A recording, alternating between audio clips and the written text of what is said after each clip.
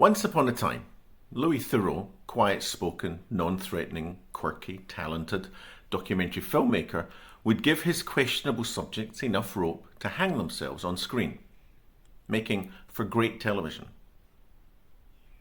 But now, instead of rope, he hands them a platform and a megaphone. Not accidentally, not innocently, deliberately.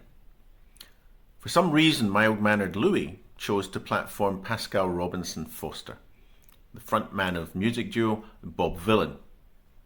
The name of the band should tell you all you need to know. But Bob Vylan stood on stage at Glastonbury and screamed for death. They were made famous by their incitement to kill Jews with the chant, "Death, death to the IDF." They weren't calling for peace, they weren't calling for justice, they were calling for the killing of Jews. That's what death to the IDF means.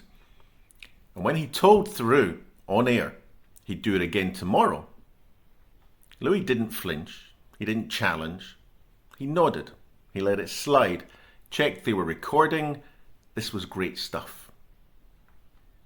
That's not curious, it's not quirky, and it's not journalism. That's complicity. On his podcast, Louis handed Foster the mic to boast he'd do it again tomorrow.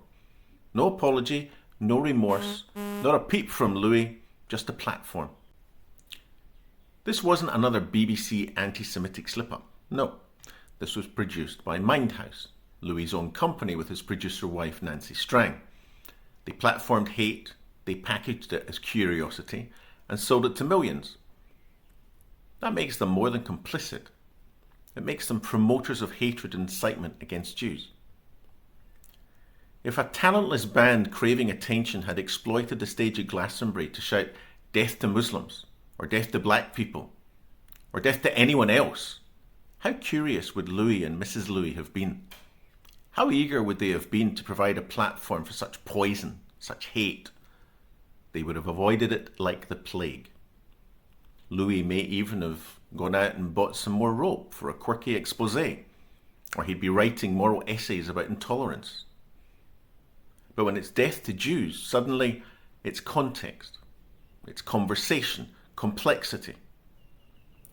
Louis' podcast bills itself as in-depth conversations, but when the conversation is a one-dimensional celebration of a death chant and Jew hatred, well, Louis is smart enough to know exactly what he's doing. With this shameful display, Louis Theroux tells us all we need to know.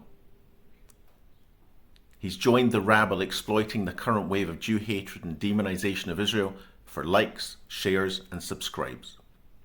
When you give hate a platform unchallenged, you're not documenting it, you're endorsing it. Louis is now simply an enabler of anti-Semitism and incitement to violence against Jews. You can't hide behind "I was just being curious." Curiosity without conscience is complicity. Louis Theroux didn't report, he didn't explore, he didn't push back against hate. He promoted it, he normalized it, and he's profiting from it. Apparently Louis Theroux is fine with incitement to kill Jews. That's not curiosity, it's not journalism, it's propaganda, it's anti-Semitism, it's sick, and it's morally depraved. Louis Theroux should be ashamed.